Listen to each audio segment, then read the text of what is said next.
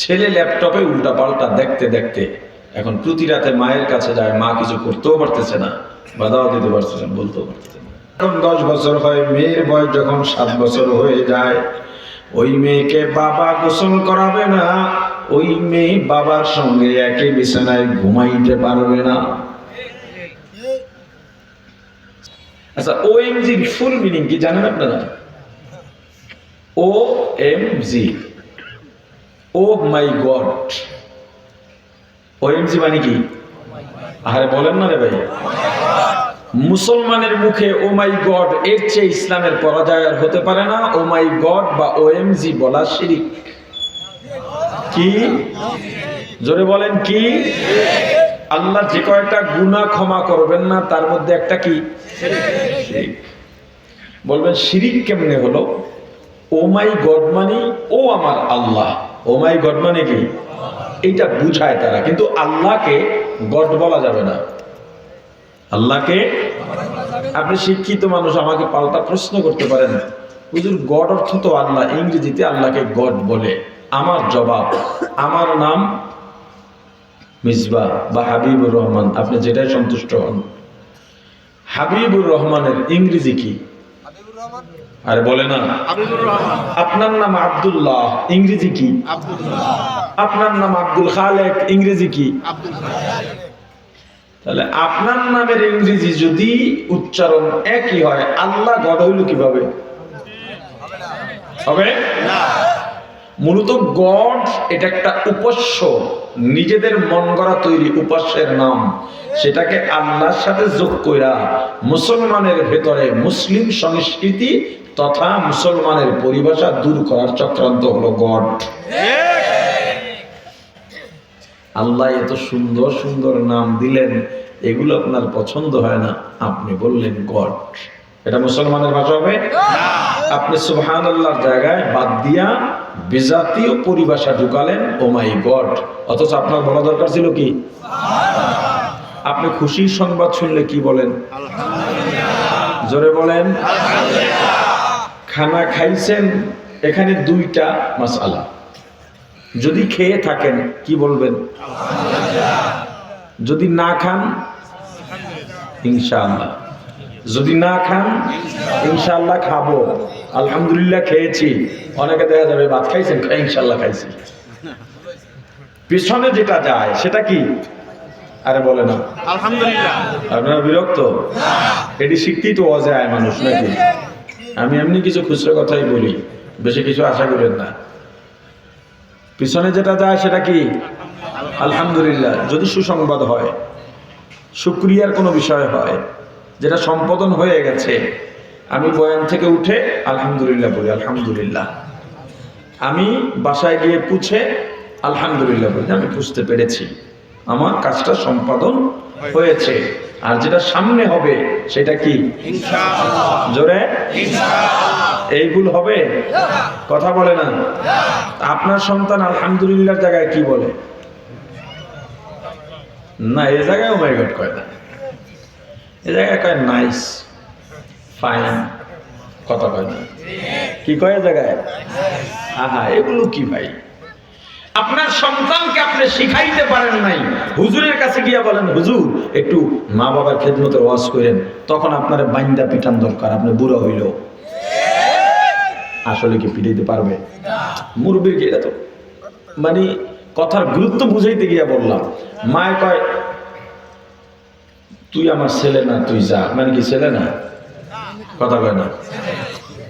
এরপর আবার কয় আল্লাহর কিরা হরিয়া কই, আমার অঞ্চলের যে আঞ্চলিক ভাষা, কি কয়? আল্লাহর কিরা হরিয়া কই, তোরে যেন আল্লাহ এই ঘরে আর ফিরাইয়া না আনে। এর মানে কি? আনবে না। এটা বলেন এজন্যে তুই যে বাইরে যাস দুষ্টমি করস, এটি করিস না। এটার অর্থ কি? বাইরের দুষ্ট ছেলেদের সাথে মিশবি না। এটা বাপে বলে আমার কথা না শুনলে আরেকজনের বাপ ডাক, আমার ঘরে উঠবি না। এর মানে কি? আরেকজনের বাপ ডাকবে? কথা বলে না। এটার অর্থ আর একটা। সব কথার অর্থ সবসময় মাথায় একরকম যদি খেলাম তাহলে সমস্যা। এর অর্থ হলো তুই আমার হুকুমের বাইরে যাবি না। আচ্ছা, আপনার সন্তান, আপনি সালাম দেন না, অথচ মেহমান একজন আছে, বাবা সালাম দাও সালাম দাও। আপনি আপনার সন্তানের সালাম দিচ্ছেন কোনোদিন? আপনি দেন না সালাম। আপনার সন্তানকে আপনি সালাম দেবেন, সবার আগে ঘরে ঢুকবেন সালাম দেবেন, আপনার স্ত্রীকে সালাম দেবেন। আমার ছেলে মেয়ে কাউকে আমি সালাম শিখাই নাই, কোনোদিন বলি নেই এইভাবে সালাম দিতে হয়। সালাম দিই, ওর মা ফোন দিলে প্রথমে সালাম দেয়, এইটা ছেলে মেয়েরা দেখে আমি ঘরে ঢোকার আগে আমার সালামের আগে পিচ্ছি ছেলে সে হয়েছে সালাম দিই, বাবু আসসালামু আলাইকুম। এটা শিখাই নাই। সন্তানের সবচেয়ে বড় শিক্ষক তার মা বাবা, সবচেয়ে বড় শিক্ষক তার মা বাবা। আপনার সন্তানকে আপনি শিখাতে ব্যর্থ হয়েছেন, যার জন্য আজকে আপনার সন্তানের ব্যাপারে আপনার কাছে হাজারটা নালিশ আসে। কেন আসবে? আপনি শিখাইতে পারেন নাই। আপনি যদি আপনার সন্তানকে সালাম দিতেন, ঘরের মহিলারা ঘরের ভেতরে ওড়না পরে না, এমনকি হুজুরদের ঘরের মহিলারাও, পর্দানসীন ঘরের মহিলারাও ঘরে ওড়না পরে না। আরে মা, আপনার সন্তান আপনাকে যেভাবে দেখতে অভ্যস্ত হবে, বাইরের মহিলাকে ওভাবে দেখতে অভ্যস্ত হবে।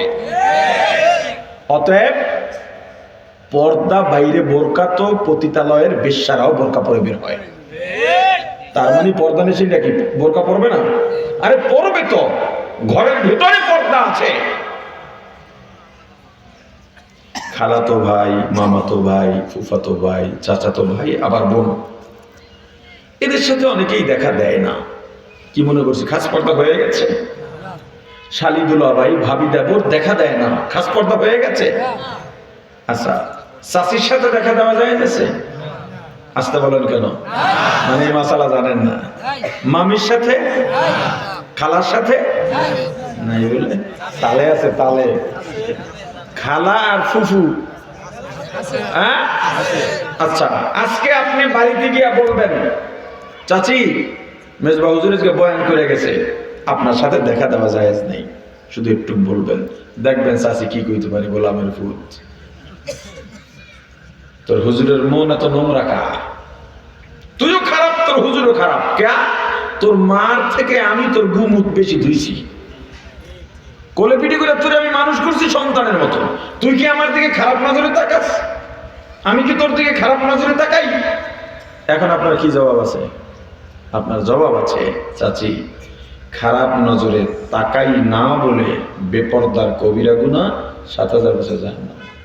আর যদি খারাপ নজরে তাকায় তাহলে জেনার কবিরা গুনাহ ৭০,০০০ বছর জাহান্নাম। ব্যবধান বুঝছেন? যারা বলে মন ঠিক আছে, মন কি ঠিক থাকতে পারে, আমি মানি মন ঠিক আছে দেখেই তো বেপরদার গুনাহ, কবিরা গুনাহ। মন ঠিক না থাকলেই জেনার গুনাহ। বুঝে না? ব্যবধানটা বুঝছেন? আচ্ছা, এখন চাচি মামির সাথেও দেখা দিলেন না, খাস পর্দা হয়ে গেছে। জানেন খাস পর্দা কি? আসল খাস পর্দা, আসল পর্দা মা আর সন্তান, ভাই বোন, বাবা মেয়ে। নতুন আমি এই যে কইলাম যে খুচরা কিছু কথা বলি, এগুলো শিখে যান। পালন করা না করা আপনার ব্যাপার। যুবতী বোন যুবক ভাইয়ের সামনে বিনা কারণে যাবে না। যদি প্রয়োজনে যেতে হয় তাহলে এমন শুধুমাত্র মুখমণ্ডল খোলা থাকবে, হাতের কবজি পর্যন্ত খোলা থাকবে, পায়ের টাকনু পর্যন্ত খোলা থাকতে পারবে। যাবে শরীরের কোনো অঙ্গ প্রত্যঙ্গের স্পর্শ কাতর কোনো অঙ্গের চিহ্ন যেন বাইরে প্রকাশ না পায়, কাপড়ের উপর দেয়া হোক, কাপড়ের নিচ দেয়া হোক। বিয়ের পরে প্রথম সন্তান ছেলে হয়েছে, এই ছেলে বড় হওয়ার পর মা জওয়ান থাকেন না, বুড়া হন। আরে কথা বলেন। এই ছেলে আর মা বিনা কারণে সামনাসামনি বারবার বসবে না। সন্তানের মন চাইছে মায়ের দিকে তাকাবে, নেক নজরে তাকাবে, কবুল হজরে সোয়া পেয়ে যাবে। কবি নজরে আপনি এইভাবে বলেন, এটা কি আছে কোরআন হাদিসে? আর এইটাই আছে। আরো মারাত্মক কথা শুনবেন, এখন তো সোশ্যাল মিডিয়ার কল্যাণে অনেক কিছু দেখতে পান। আমার ঢাকার মাদ্রাসা, এটা তো ফতুয়া বিভাগ, একটা চিঠি আসছে, মা চিঠি পাঠাইছেন, স্বামী প্রবাসে থাকে, ছেলেকে ল্যাপটপ পাঠাইছে বাবা। ছেলে ল্যাপটপে উল্টাপাল্টা দেখতে দেখতে এখন প্রতি রাতে মায়ের কাছে যায়, মা কিছু করতেও পারতেছে না, বাধাও দিতে পারতেছে না, বলতেও পারতেছে না। ইসলাম তো এমনি এমনি এই নীতি করেন নাই। ইসলাম মানলে কত সহজ, কত সহজ। এখন দৈনন্দিন খবর, নিউজ, বাবার হাতে নিজের ঔরসজাত মেয়ে লাঞ্ছনার শিলতার শিকার।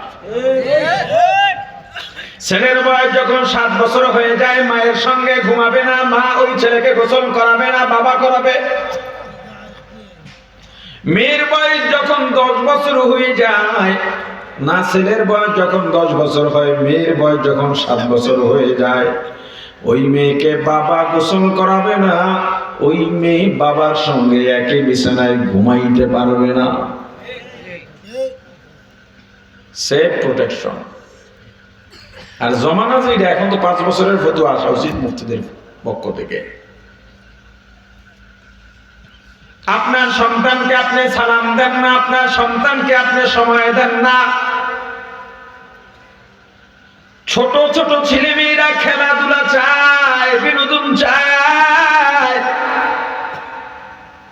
আপনি বাসায় ফিরেন রাতে, ছেলেটা আসে, আব্বু তোমার সঙ্গে কথা আছে, আমাকে একটা গল্প শোনাও। আপনি ধমক দিয়া সরা দিলেন, এখন সময় নাই, ডিস্টার্ব দিও না। আপনার ছেলে আগামীকালকে বকাটে ছেলেদের সঙ্গে গিয়া মিশতে বাধ্য হবে। আপনার যে ব্যস্ততা কাদের জন্য জানেন? কাদের জন্য? স্ত্রী সন্তানের জন্য। যাদের জন্য ব্যস্ততা, আরে তাদেরকে সময় দিয়া এই ব্যস্ততা কমান, ওইটাও একটা ব্যস্ততার রুটিনে রেখে দেন। মা রান্না করে, ছেলের হাতে মেয়ের হাতে মোবাইল, কার্টুন ছেড়ে দিয়েছে। কইলে ছাড়া রান্না করা যায় না। তোমার মাইয়া বলো তো এখন 2টা 3টা 1টা 1.5টা, নাক ভাঙ্গা কান ভাঙ্গা, কথা কয় না। এই 2টাই সামলাইতে পারো না, ছেলে হোক মেয়ে হোক, 2টি সন্তানই যথেষ্ট। হায় হায়, এই স্লোগান ইসলাম পরিপন্থী স্লোগান। যাও ছিল 2টা, এখন কয় 2টার বেশি নয়, একটা হলে ভালো হয়। আমি কয়েক বছর আগে বরগুনা মাহফিলে গিয়েছিলাম, যাইতো এই ফেব্রুয়ারি তো টাউন হলে মাহফিল, তো গ্রাম পর্যায়ে মাহফিলে গিয়েছিলাম, ওই যে কোরকের ওদিকে, কোরক না কোরক কয় ভুলে গেছি। তো এক লোক আসছে, বলে হুজুর 11 বছর বিয়ের বয়স, সন্তান হয় না। তো আমি আবার একটু রিক্সায় যদি উঠি, ওর পেটের সব খবর বের করি, ছেলে মেয়ে কয়জন, মা বাবা কি করে, বা নিজের কি অবস্থা। বুড়া হইলে বুড়া রিক্সায় উঠি সব সময়। আগে চিন্তা করতাম মুরব্বী মানুষের রিক্সায় উঠবো, এটা বেয়াদবি। পরে চিন্তা করলাম এই বেটায় তো কম দুঃখে রিক্সা চালাইতে নামে না, যদি না উঠি তো কামাই করবে কেমনে। তো ওইটা জিজ্ঞেস করি কোথায় কি এরকম। তো ওনার জিজ্ঞেস করলাম যে আপনি করেন কি? পরিবার পরিকল্পনায় চাকরি করি। আমি বলছি এখানে কোনো দোয়া কাজ হবে না। বলে কেন? বলছে আল্লাহ আপনার সিল মেরে দিচ্ছে, আল্লাহর পরিকল্পনায় এইটা। আপনি পরিবার পরিকল্পনায় করেন, 2টা একটা দরকার কি, আল্লাহ কাছে তো লাগবেই না।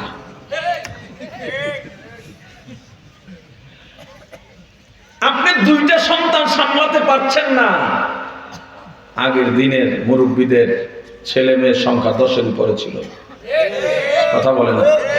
মাশাআল্লাহ, আমার ছেলে মেয়ে এখন 3 ছেলে 3 মেয়ে। আল্লাহ রাসূল বলছেন সন্তান যত বেশি হবে, মুসলমানের সংখ্যা যত বেশি বাড়বে, আমার গর্ব হবে। এবং এই থিওরিতেই বলেছেন তোমরা ঈদগাহ কম